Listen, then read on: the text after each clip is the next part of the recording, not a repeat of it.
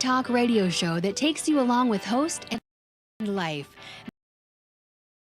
The only talk radio show that takes you along with host and age explorer Rod Gantos on his continuing journey of discovery into life's challenges, opportunities, options, and all the latest and greatest things that come with getting older. The Raad Life is brought to you this week by Your Home for a Lifetime, a company dedicated to empowering you to stay safely, independently, and comfortably in your own home. And now here is your host, Rod Gantos. You know what?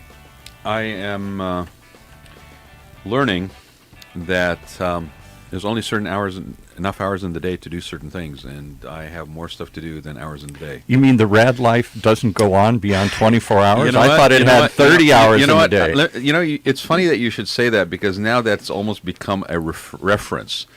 Somebody will now use the Raad Life as an adjective. It is. Yep, it's the Raad Life. Yep, it's the Raad Life. Live in the Raad Life. Live in the Raad Life, baby. So, you know, 4 years later, we may be still struggling to find sponsors to pay the bills, but we have a hashtag that works, and it's now and a bunch of crazy people that tune in. So, first and foremost, I want to thank everybody who does tune in, because I know people do tune in. It's been an awesome experience. I get to meet great people every week. I actually get to meet great people and then invite them on the show to share the greatness. We get to meet them through you. Yes, exactly. So, you know, like I said, it's the Raad Life. But so one of the things that a lot of people that know about me is that I've been involved with a lot of nonprofits. And I kind of did that with a consciousness about 2003 or 2000, actually, when I moved back from Atlanta. And moved back and lived in Our gain, Atlanta's loss.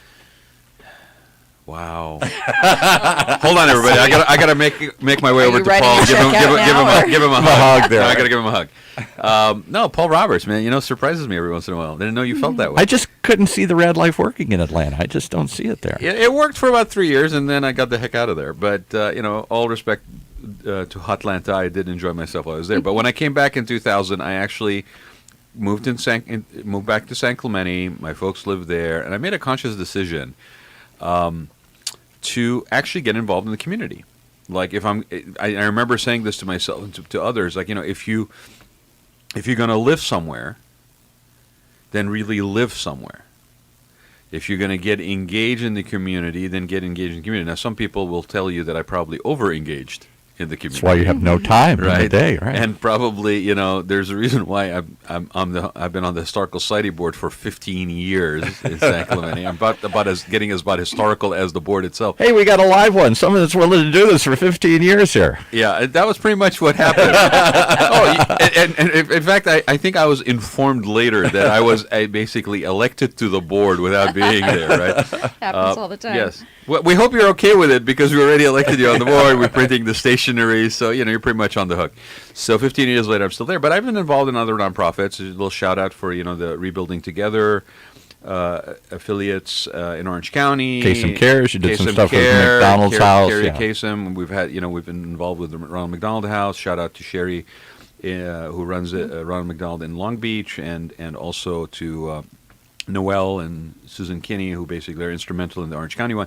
The point is this: there's always more need than there is resources available. So nonprofits do an amazing job filling in where people fall through the cracks. People that are not necessarily maybe lined up for institutionalized support. There are people that are always in need. It could be temporary need, it could be longer term need, it could be medical, it could be, you know, we've had Project Independence on here recently, you know, which is over 40 years they've been around, basically servicing people with special needs, you know, providing working opportunity. These are people that I have found, when it comes to nonprofits, that are genuinely big-hearted and really servant's heart is the term.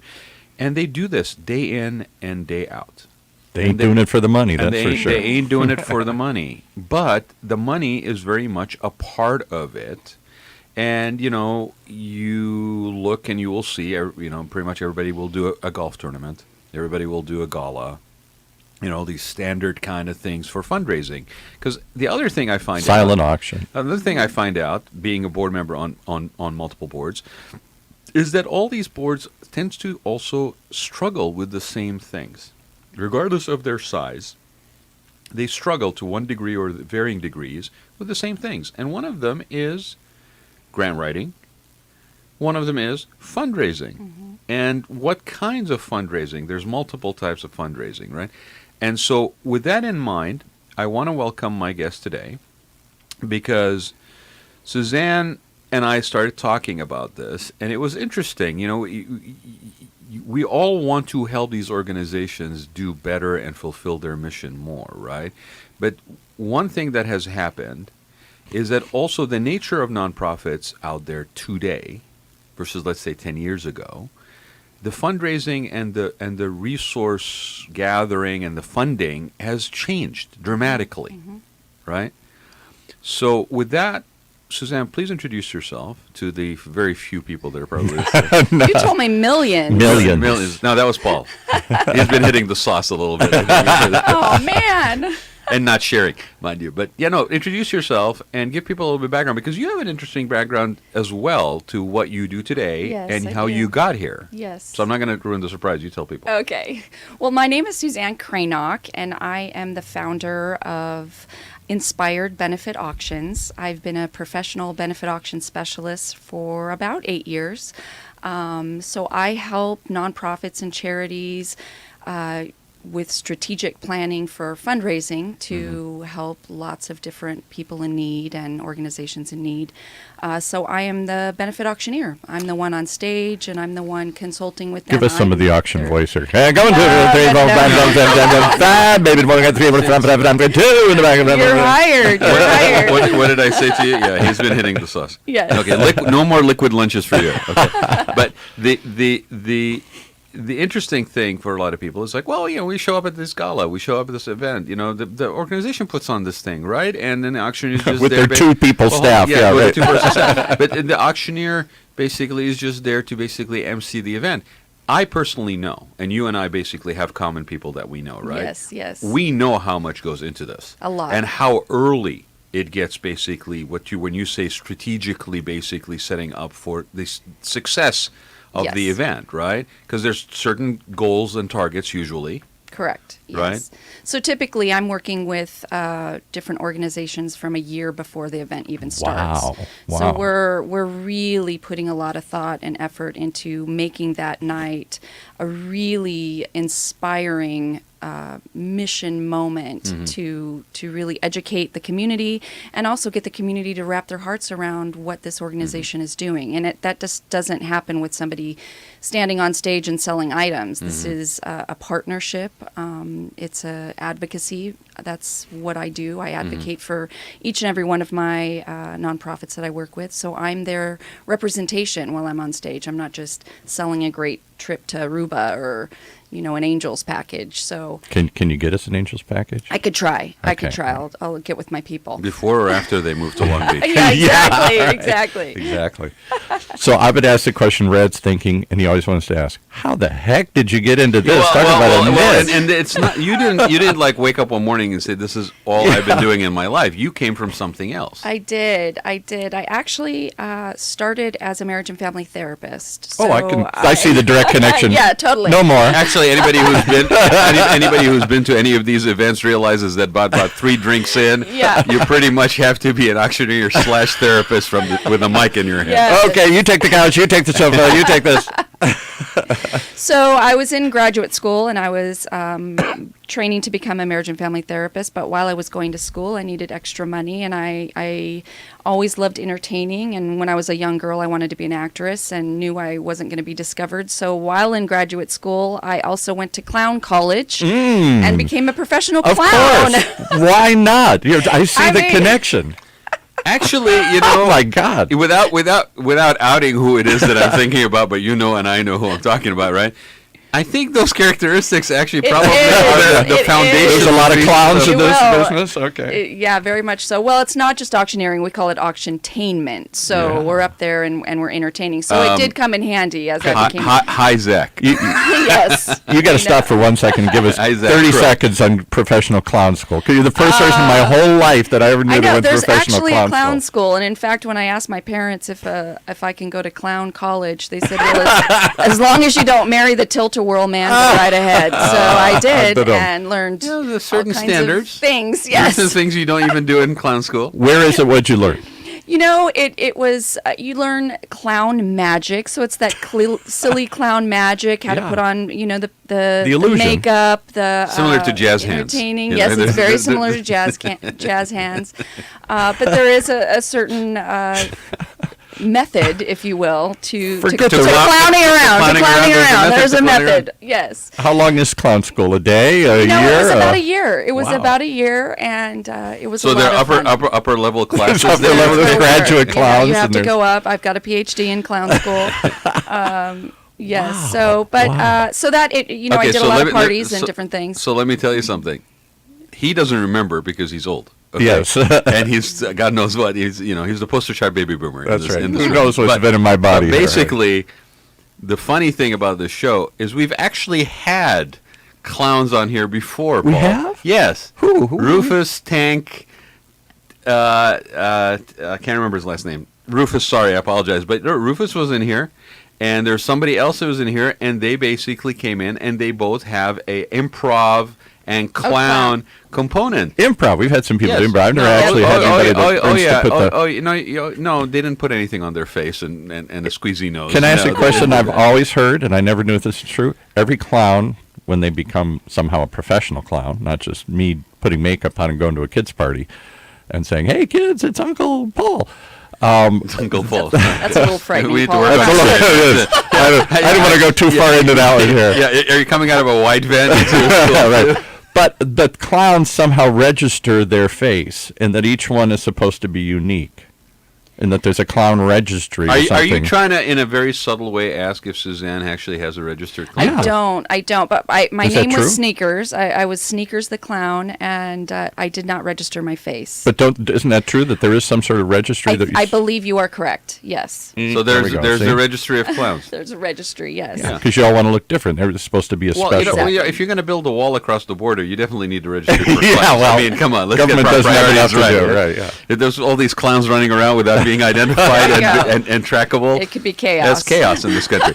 So, okay, so that's awesome. So you what then causes you to, I'm assuming, not continue down the path So yes, Quit clowning around. exactly. academically As I was a clown, and yeah. decide to clown around? So I was, after I graduated from with my master's in counseling, I was interning and working on hours to become a licensed therapist. And where was this, in Southern California? It was in or- Southern okay. California. Where'd you go to school? Cal State Fullerton. Okay, cool. Yeah, undergrad and graduate, Cal State Fullerton. She went to Chuckles the Clown School. As well as Chuckles the Behave Clown yourself School. and sit quietly. Okay. I had an opportunity to teach first grade, and at that time you didn't. It was for a Catholic school, and Yeah. at that time you didn't need a credential to teach in a Catholic school. And the principal really admired the fact that I had a master's degree and felt that that was more beneficial in the classroom than a teaching credential. Mm-hmm. So I started teaching first grade and became a teacher for about 10 years, and finally came to a crossroad in my life where I just felt like there was more I wanted to do with my life and with my talents. And I happened to be the auction chair at my children's school where I was teaching, and I decided that I needed to resign. I had nothing to fall back on. I had no idea what I wanted to do, but I knew that I couldn't continue teaching if my heart wasn't in it anymore. I didn't feel And like how long that did you was teach for? about 10 years. Oh, it's- Yeah. So don't tell. So, being the auction chair at the school, I had a friend that was a very good auctioneer, and I told him that I resigned, and he said, "Well, what do you want to do with your life?" And I said, "I don't know, but if there's a microphone and traveling and hanging out with people involved, I'm all in. So he said, he's kind of looking at me like, well, I'm an auctioneer. Why don't you do that? And I said, well, I'm a girl. I can't be an auctioneer. Yeah, they're all guys. And he looked at me and he said, one of the best auctioneers I know is a female, and you would be amazing. And the rest is history, really. I started following him around and really found my passion. And when you take a teacher, a clown, and a marriage and family therapist and put them all together, you end up with a benefit auctioneer. I see that That is a pretty powerful combination, I have to It say. really is. Yeah. Because at one point in the evening, they turn into children. At another point in the evening, they're at each other's throats. Yeah, there you go. Right? And all the time, you're trying to get money from them. Right. And entertain them. And right. entertain them. Yeah. Did you have to learn the voice? Do you really do the voice? The there's auctioneer? How do you prepare for So that? a lot of people go to auction school and learn the chant. that what they call I it? actually Okay. did not go to auction school. I'm one of the few that didn't go to auction school to learn the chant, because a benefit auctioneer doesn't really have the chant that you are normally familiar with automobile auctioneers or real estate or cattle. A benefit auctioneer, as I said, is more of an auctiontainer, and they have a slower cadence. $200 bid, now 3, now 3, now $300, now 4. Would you bid 4? Would have bid 4? Would have bid 4? Now 5. So it's more of a slower. You want to engage people, and you don't want to freak them out. So I actually went and received my Benefit Auction Specialist designation. It's a very highly specialized designation. Only about Where 200 in the people. world do you get that? I don't even know where there's a clown school. Now there's another school for auctioneering. There's a Yes. mountain in Oregon. Yeah, right, Yes. exactly. Climb. That is fogged in with clouds all Yes. year You round. find it, You you climb. climb, right. Yeah. It's actually through the National Auctioneers Association, so Or they that, provide yeah. a lot Yeah. of designations. So only less than 200 people in the world have this Wow. designation. So we're highly skilled and trained in specifically benefit auctions. So we learn the latest trends, the latest things that work. We've got a cavalry of support of other auctioneers around the world that we And do you work with. plan the auction, or do you just show up and say, "What do you got? Okay, here we go, Well, no, folks." she just said that she's working with these organizations. I mean, a you year in plan what you're going advance. to auction off or yes, something? so we work with the organization together to Yeah. come up with the best items, the timeline, your mission moment. So all of mission that is moment. very... What's the mission moment? So your mission moment is actually the most important Mm-hmm. portion of any kind of gala fundraising event. So that's the moment where you're pulling at the heartstrings Mm-hmm. and getting the community to really come together and understand all the wonderful work you're doing in the community and how they can help and how they could take action and give and hopefully continue to give and be longtime donors of that. Sometimes there's a video that's played. Sometimes Correct. it's a personal story share. Correct. Yeah, it might be a combination. Yeah, and there are organizations that do that very well. I think it's interesting because I think part of the pitch always, and I think this is also part of what you guys do very well, is you got to know your audience. You got to know who's coming, what kind of because if I'm correct here is you actually even select some of the items that from what they do get that is donated, whatever. What items are the ones What that will you do want to well. highlight and what are going to do well, and what Right. maybe should basically may shouldn't be in a live auction, but should be transitioned to a silent auction. You get involved in all of that sort of Absolutely. organizational component to the event success, right? Yes. Yeah. Yeah. So the one thing I want to take a minute here because you keep referring to benefit auctioneer, and then you say, well, there's not a lot of benefit auctioneers. So take a minute and explain to people the difference of what is Regular a benefit auctioneer and a versus- regular auctioneer. Well, when I say a benefit auctioneer specialist, what happens is a lot of organizations will want to save money, and they'll get their local anchorman or weatherman or maybe even a Some celebrity. Yeah. celebrity of somebody, some yeah. sort. Right. That just because they have this notoriety that they could stand in front of people and get them to give from their heart, whether it be for a live auction item, a transactional thing, or to wrap their heart around the mission. A benefit auctioneer specialist is somebody that's specifically trained in the psychology behind giving and donors and events. So share some of that. You give us like a little. You want the thing. secret sauce here today? sauce. I'm not going to tell you the I secret want a little sauce. teaser. I want a little teaser. What exactly do you mean? Like something that we don't know as audience attendees that is maybe being taken in, being evaluated, and basically factoring into how you are basically running that event? Like, And what are is none of these something- techniques So you're or standing- tricks or just understanding? I think it's more of an understanding. You know, there's a lot of science and psychology behind having an event. A timeline is crucial. When you have certain things during your event is crucial. For example, we're finding out more and more that silent auctions aren't working as much anymore. There's a lot of work that goes into not a big rate on return.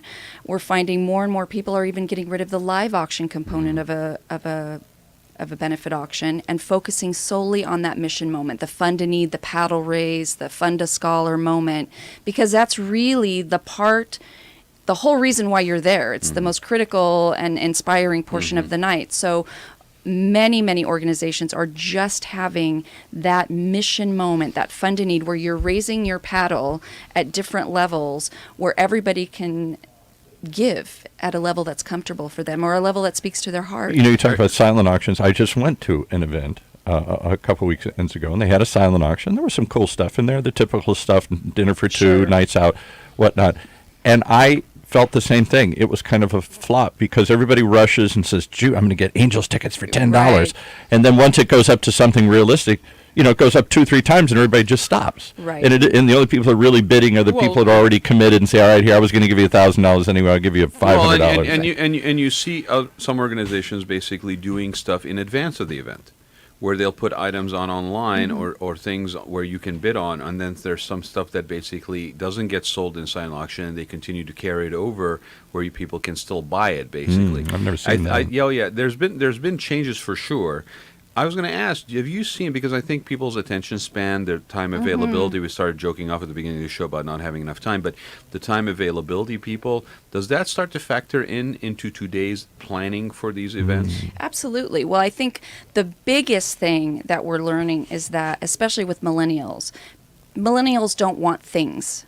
They want experiences, and they really want to wrap their hearts around a couple of charities. Years and years ago, people would wrap their heart around one charity, and they would give a whole bunch of money to this one charity, and they would give for years and years their and go-to, years. Their go-to Yes. for donating. Quite often they had a Now- connection to it. Their mother died of cancer or something. yeah. Exactly. Now we're finding, especially with the influx of millennials coming up, and they don't want items, they don't want things. So silent auction is not making as much a higher rate on return as it used to.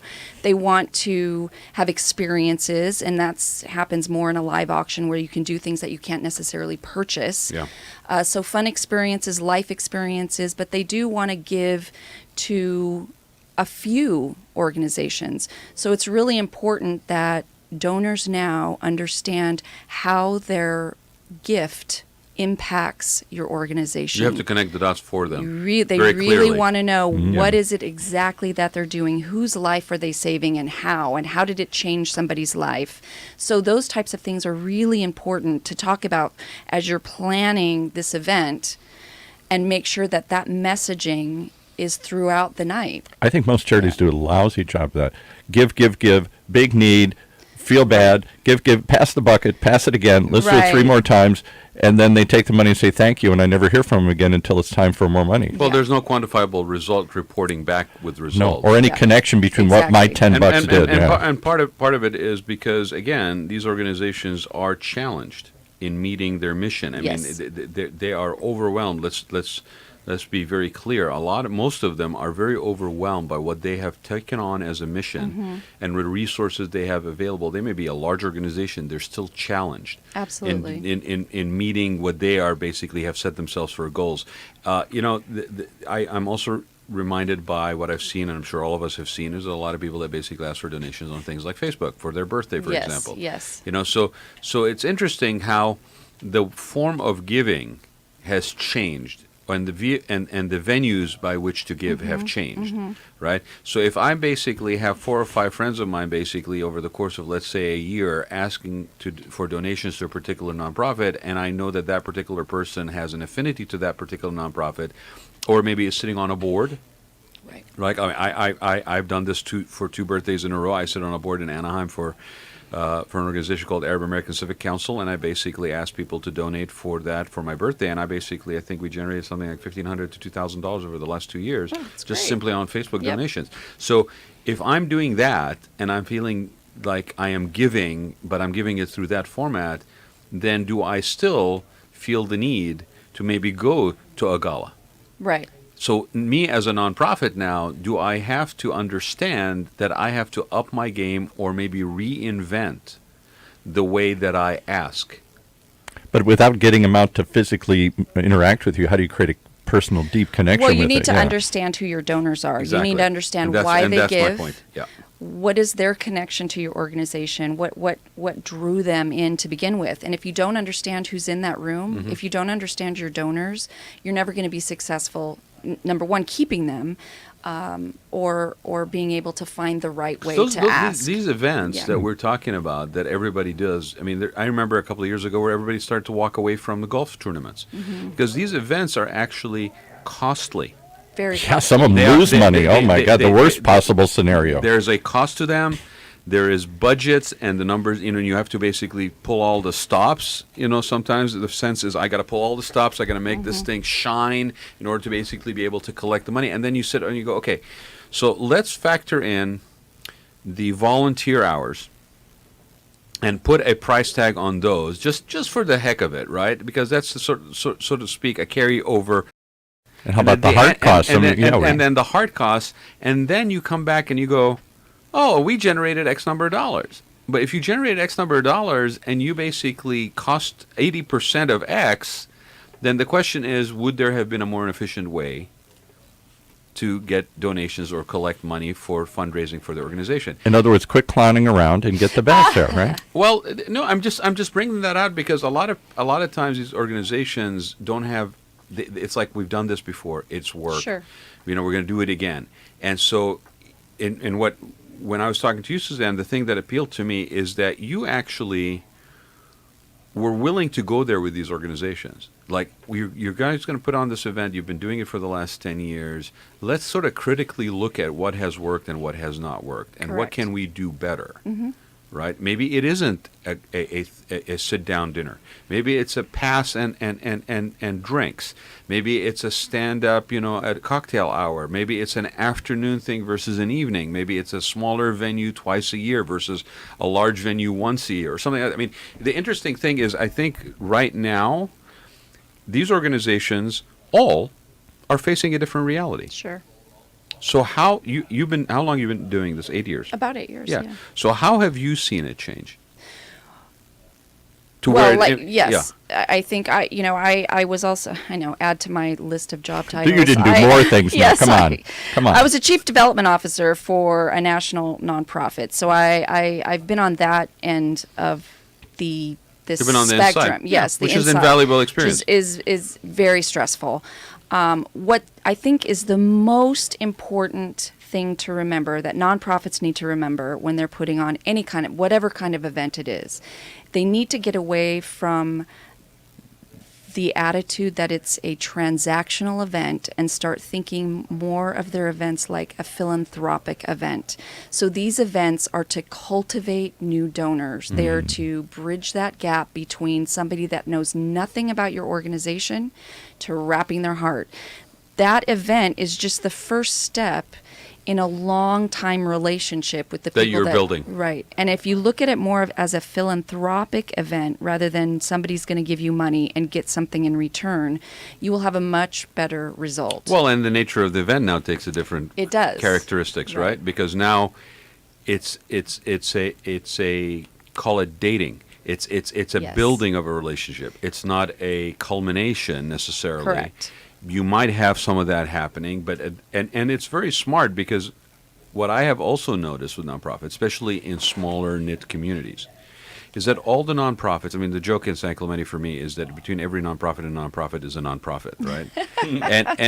and it almost seems, and I'm not picking on San Clemente, I think this is a common everywhere, is that people go dip into the same pools, all of them. Yep. And so what happens when these established deep pockets, philanthropical personalities that are in your community, what happens when those, heaven forbid, they pass away, or they move, or they relocate, and you have not actually taken the time, to your Right. point, of cultivating, Stewarding new relationships. Right. No, it's brilliant because it's absolutely Yeah. true, and I don't know until you present it right now. I don't know that I had connected the dots, but it makes perfect sense. Right. You're basically developing a new clientele, Yes. if you will. And Each- what I like what you're saying is it turns me from being a checkbook into a connection. Right. And too often I've seen them. I'll give you a quick example. My late aunt didn't have much money, but God bless her, she donated $5, $10 to everything that Yep. came along.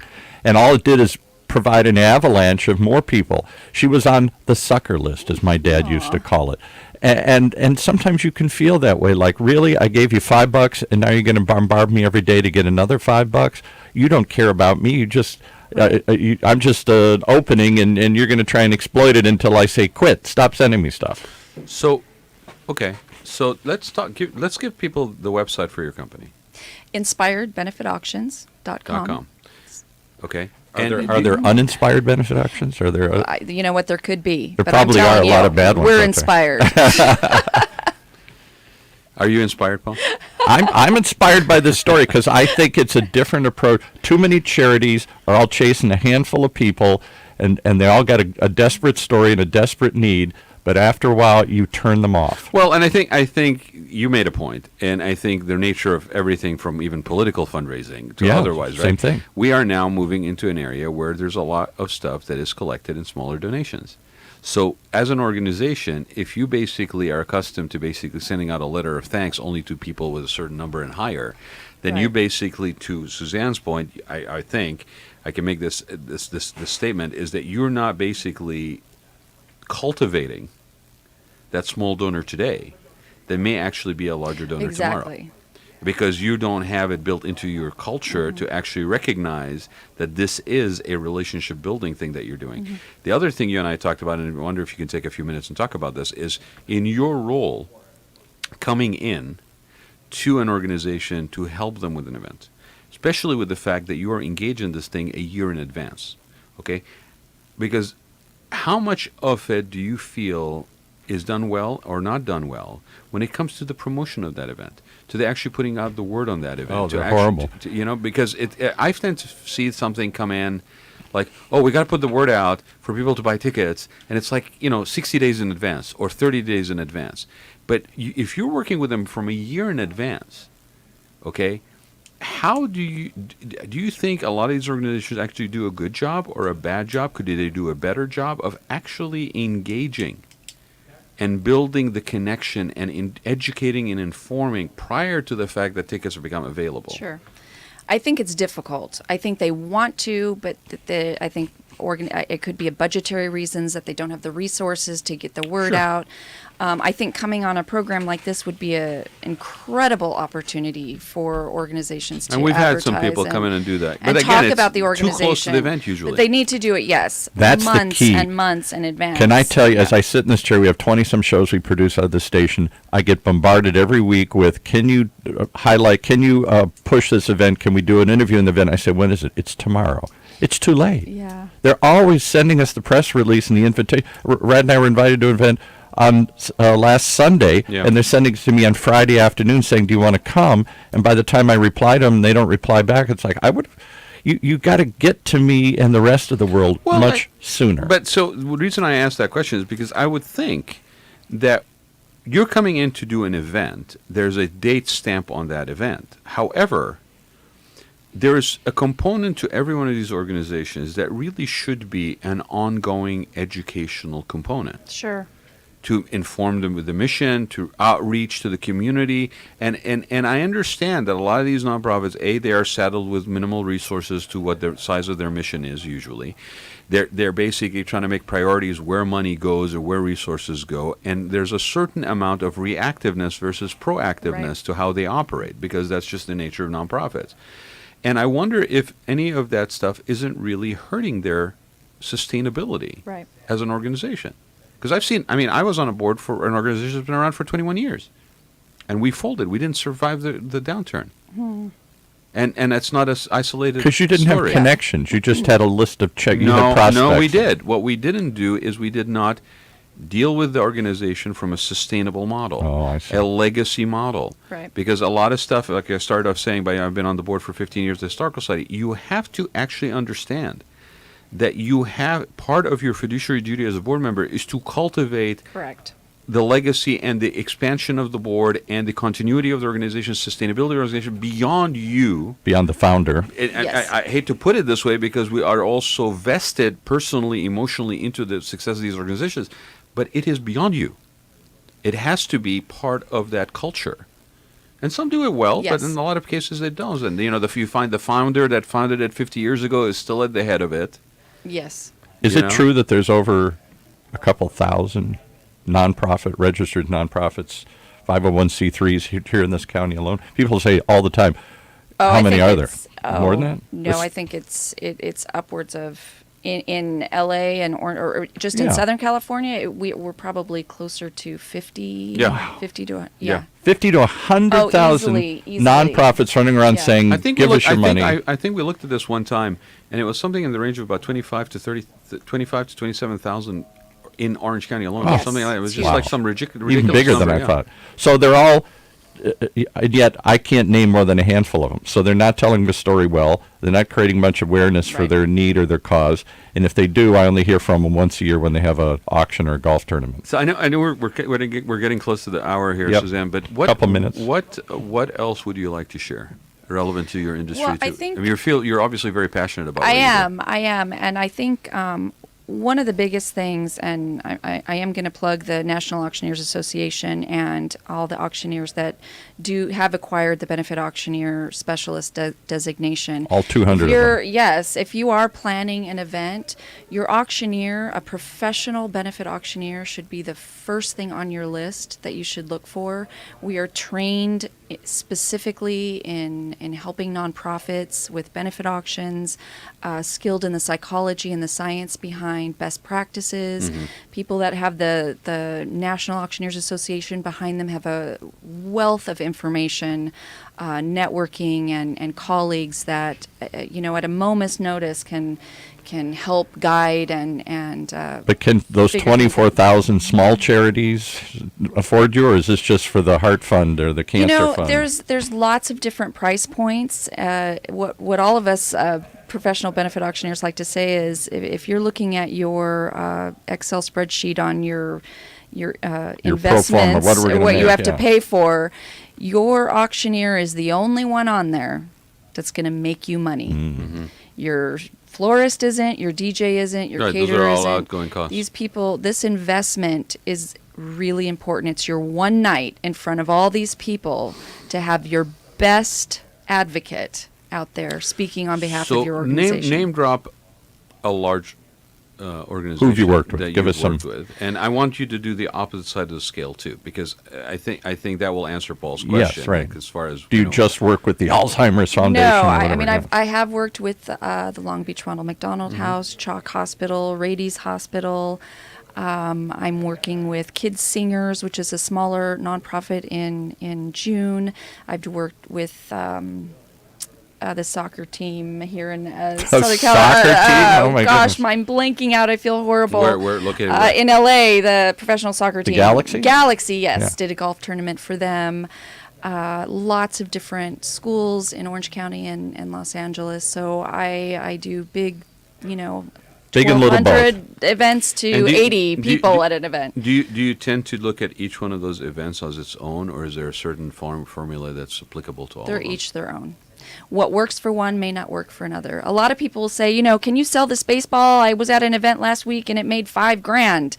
Well, this is different people, different time, Yeah. different group. So things that may have worked well at one auction don't necessarily work for another auction. So I really pride myself in working specifically within an organization's budget also, but within, what is their community like? What is their donor base? Who's in that room?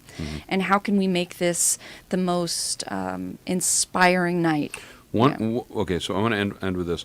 What is one of the best things that you have seen work, and what is one of the worst things that you've seen not work? Oh boy, there's but the worst ones. I bet there's some bad ones. We'll out save there. the Well, name of we'll protect everybody who's I'll innocent or start with guilty. the worst. The worst thing is having long speeches at an event, or saving your big mission moment to the end of the night after people have had 14 drinks and They're gone. They're the already sugar walking high off. is low. The best events are ones that aren't really scripted, that people speak from the heart. That's more improv. Wow, and it's organic and speak- uncurated, authentic. Yes. Wow. Oh, I hate that. Authentic, genuine. We had that around here. You know, Hate that. so less produced sometimes tends to just feel more real and Like genuine. this radio show. Yes, exactly. Yeah, exactly. Well, that's awesome. I appreciate it. Let's before we go, let's give people the website again, Suzanne. It's inspiredbenefitauctions.com. So I mean, it's easy, right? Inspired. Okay, inspired in giving, inspired benefitauctions.com. Yes. So I appreciate you being here. Oh, thank you so much. It's really, I think, an interesting topic because a lot of people sometimes look at nonprofits in general and the activities of nonprofits and people that service nonprofit as being just this repetitive thing that's just always around. It's almost like, Yep. well, church, it's the same thing. I Yeah. go every Sunday and it's this whole routine.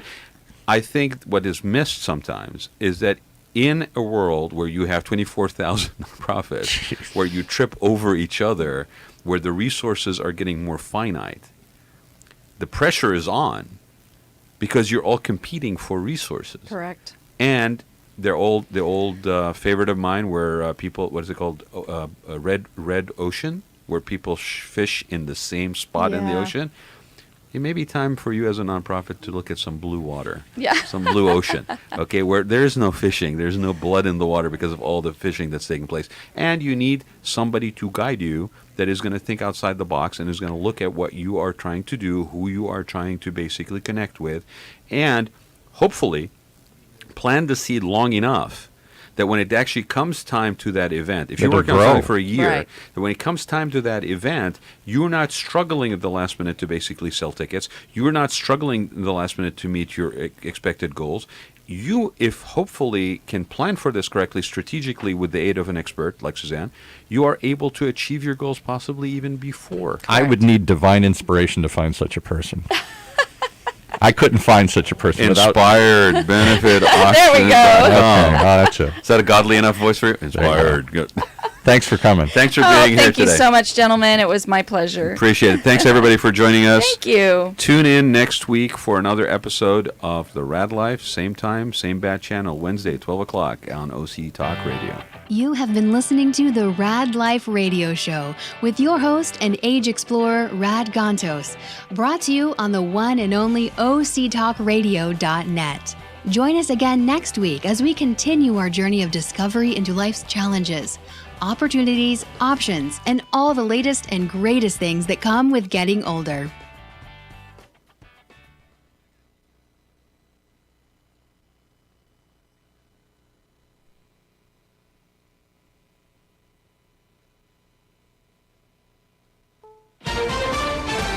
This is CBS News on the Hour. I'm Jim Michelevi. President Trump has declared